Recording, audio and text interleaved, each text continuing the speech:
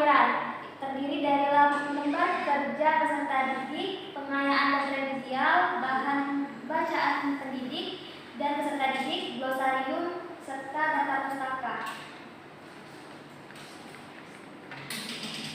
Baik, selanjutnya terkait alasan perlunya menyesuaikan proses pembelajaran dengan tingkat capaian dan karakteristik peserta didik akan dijelaskan oleh saudara Iqbal. Baiklah, saya akan menjelaskan mengenai alasan perlunya menyesuaikan proses pembelajaran dengan tingkat capaian dan karakteristik peserta didik.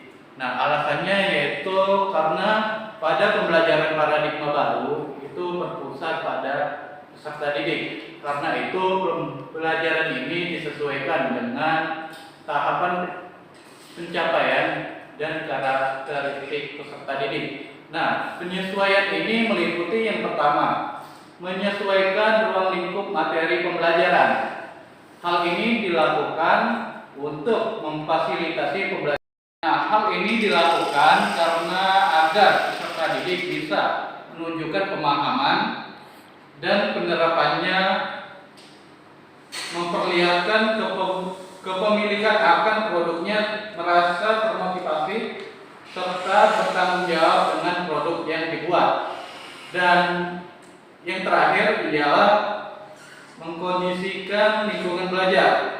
Ini memberikan dukungan untuk keleluasaan, kenyamanan, dan keamanan belajar bagi peserta didik dari segi fisik dan psikis.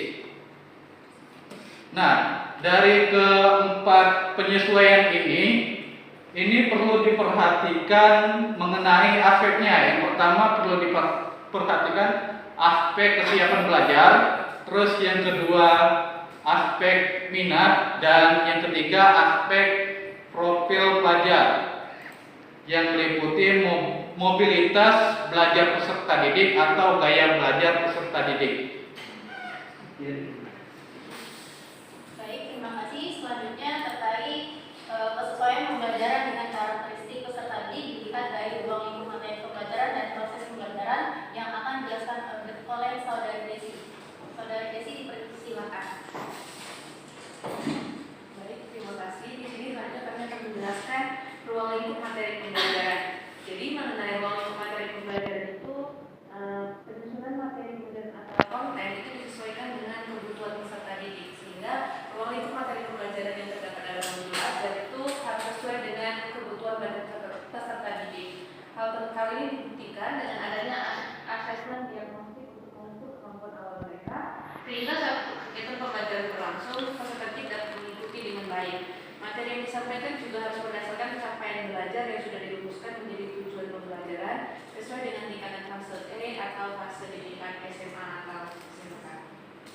Selanjutnya, mengenai ruang lingkup dalam proses pembelajaran atau dalam ruang lingkup proses, dalam penyampaian materi, guru dapat menggunakan metode ceramah dan penayangan video. Hal ini harus dilakukan dengan pertimbangan gaya belajar peserta didik yang berbeda-beda.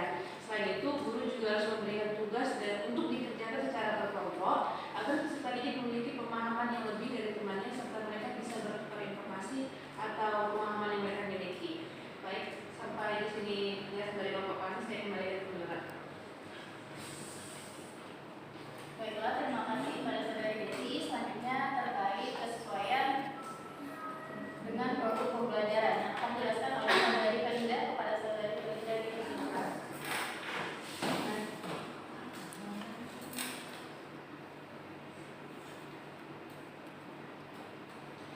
Di sini saya akan menjelaskan tentang produk pembelajaran. Dalam produk ini adalah hasil yang dibuat oleh peserta didik sebagai bukti bahwa peserta didik telah memahami materi dan mampu mengimplementasikan materi tersebut di dunia kerja secara menyeluruh nantinya.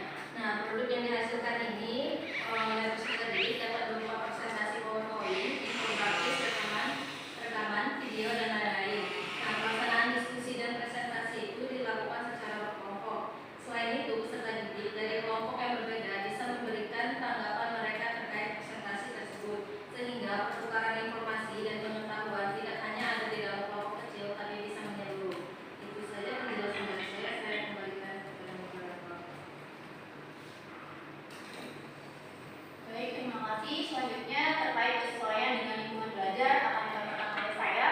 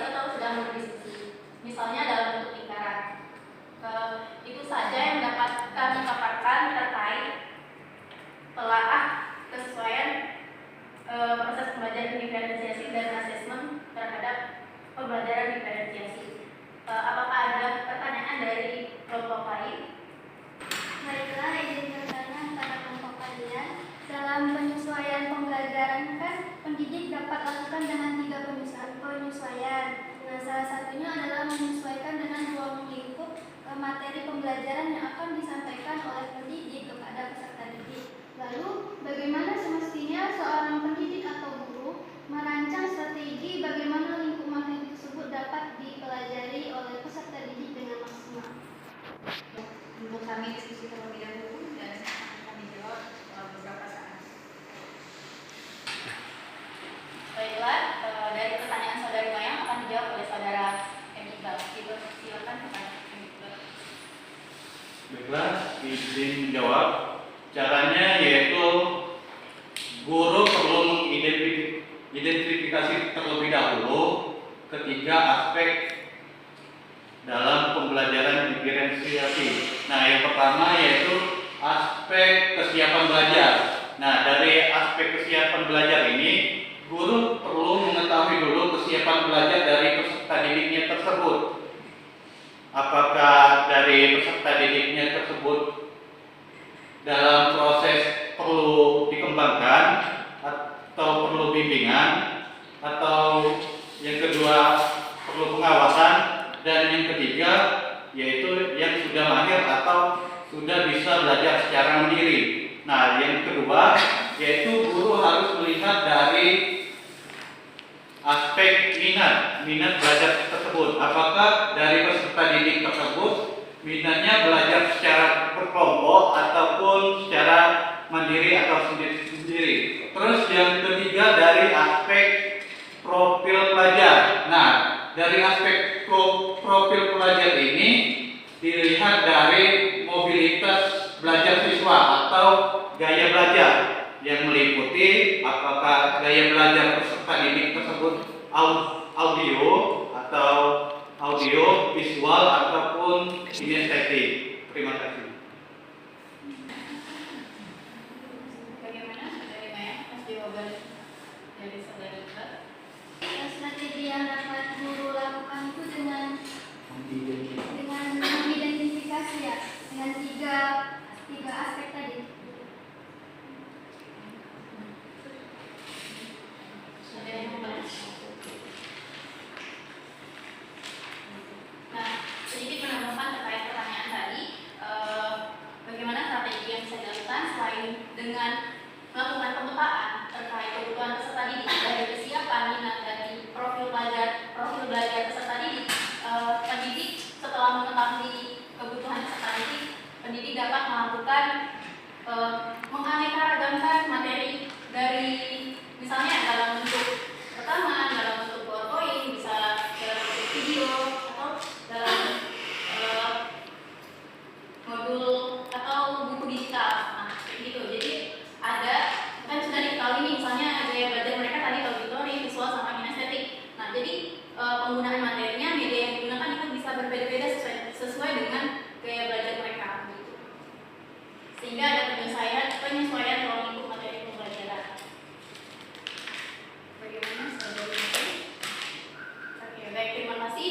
Itulah diskusi dari kelompok kami, kelompok 3. Kalau misalnya ada salah kata, saya mohon maaf, dan kepada Allah saya mohon ampun. Kami akhiri. Wassalamualaikum warahmatullahi wabarakatuh.